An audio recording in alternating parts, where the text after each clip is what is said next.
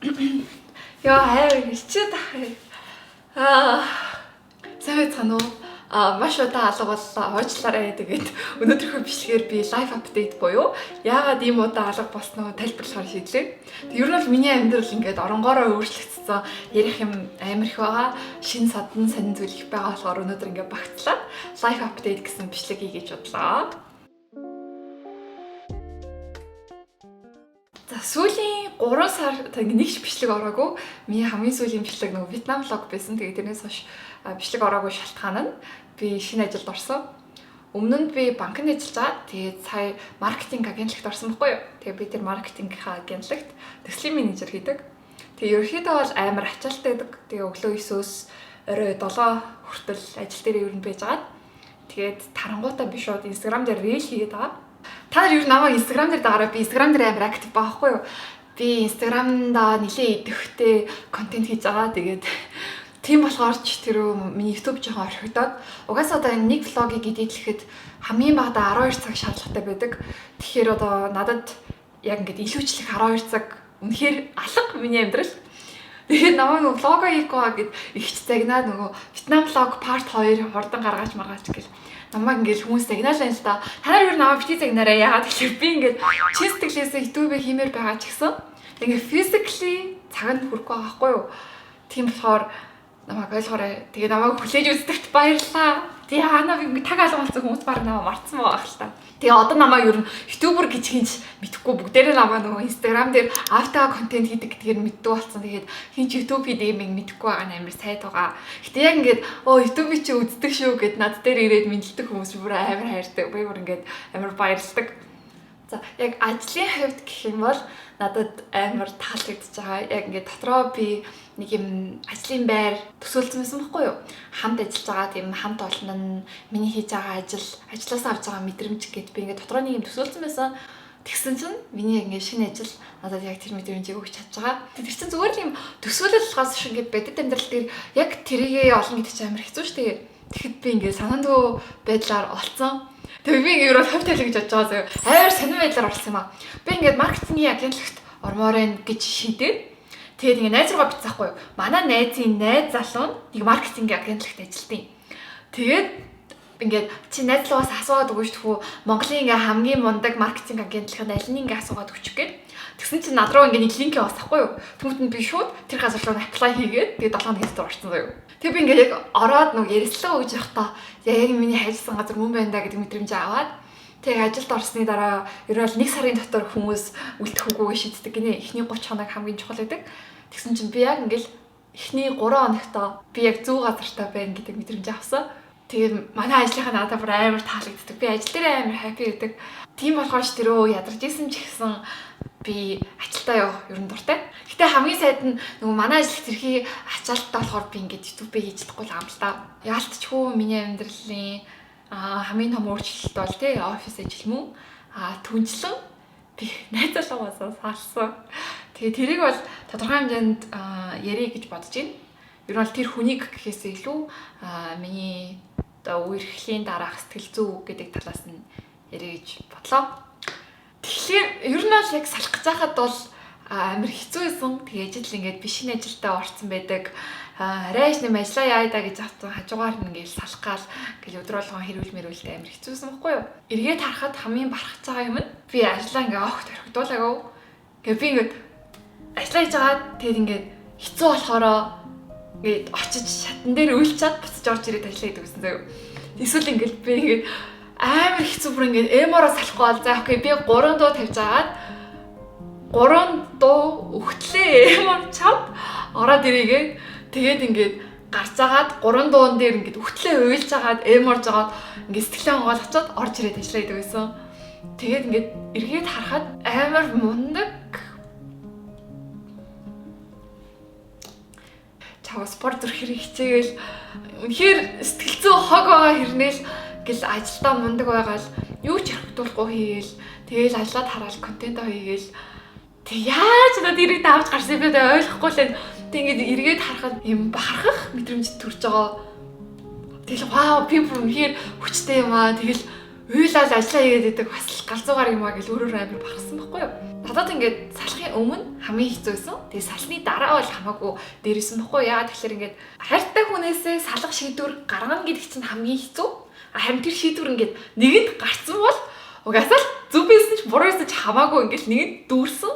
Тэг шийдвэр гаргацсан болохоор ингээд амьдрал юм шулууд ч тийм байна л та. 3 жил үргэлжсэн хүн тэгээ төвчээд үргэлжлүүлээд үерх үү?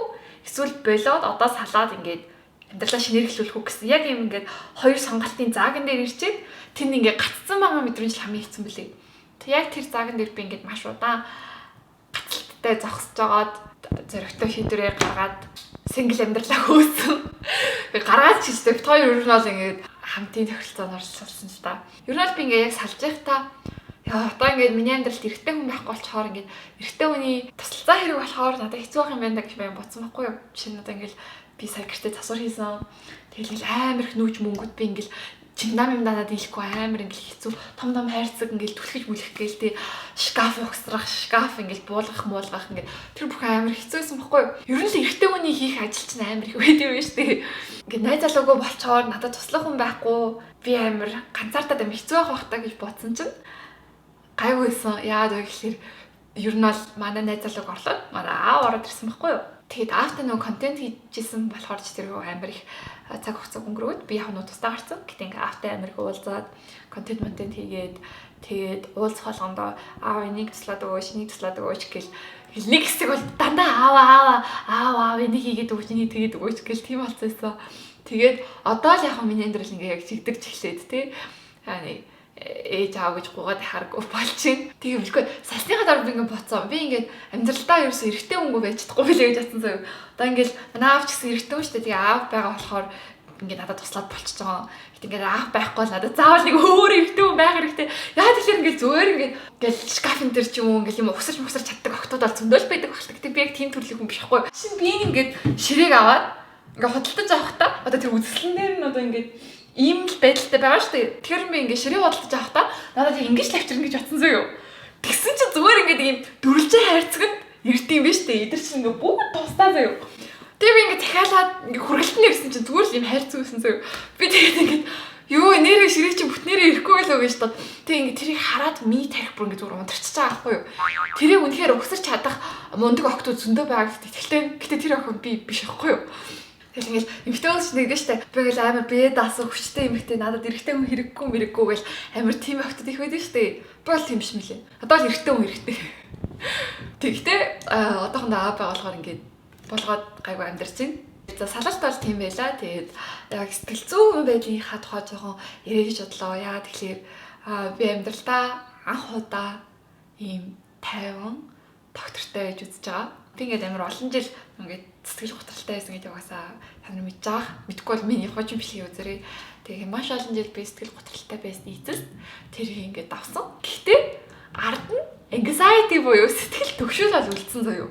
Толгой дотор байж идэг байнгын сүрэг дуу хоолой гэж тайлбарлах юм уу та. Тэгээ тэр дандаалтанд байдаг болохоор би ингээд бараг тоогоо байсан. Угаасаа л ингээд байж идэг амьдрал юм гээд ингээд бараг хүлээгээд авсан байсан чинь анх удаа тэр ингээд дуу хоолой алга болсон заяо. Ингээл тэр сүрэг бодол тэр ингээд нөгөө ургуулж боддог тэр өвчин арилчиж байгаа юм шиг байгаа. Тэгэхгүй би тэгээд anxiety-гүй байна гэдэг мэдрэмж бол үнэхээр гайхалтай байна. Тэгээ би ингээд энэ anxiety-гүй ингээд секунд болгоныг би үнэхээр таашааж амьдарч байгаа. Тэгээд ингээд гадаа алхаж байгаа ч юм уу. Гинт би юусоо төгшөхгүй байна. Юусоо сүрэг юм бодохгүй байна. Юусоо юу ч ургуулж бодохгүй байна. Би яг одоо зүгээр л тайван байна. Юу ч бодохгүй зүгээр л тайван байна гэдгээ амар их анзаараад байгаа байхгүй юу? Өдөрт бүр ингээ хит удаа анзаардаг. Яагаад би гинт ийм болсон мэдэхгүй байна. Яг салалт нөлөөсөн байж магадгүй яа тэгэхээр нөгөө ингээд найзлуугаасаа хитрхи dependent болсон байсан байхгүй юу? Хитрхи хамааралтай болсон. Тэгэхээр одоо жишээ нь ингээл өөрөө уулзсан гэж агаал гинт уулзах болоо нам мөрчих юм бол надад би амар сэтгэл санаагаар ундаг ч юм уу. Би өөр айгүй мэдрэмтгий юм байхгүй юу? Тэгэхээр би жижигхэн юмд маш их баярлдаг. Жижигхэн юмд маш их гомддог. Бүх юмыг үржүүлж мэдэрдэг юм мэдрэмтгий юм байхгүй юу? Айгүй юм emotional хүн байхгүй юу? Тэгэхээр эргэлт чинь тэгээл жижиг сажиг зөндөөлөх асуудал гарна шүү дээ. Тэр болгоныг ингээ би амар хитрхи хурц мэдэрдэг байсан болохоор надад амар хэцүүлсэн юм л л дээ. Одоо болохоор ингээд миний сэтгэл санааг дээш нь доош нь болгох хүн байхгүй.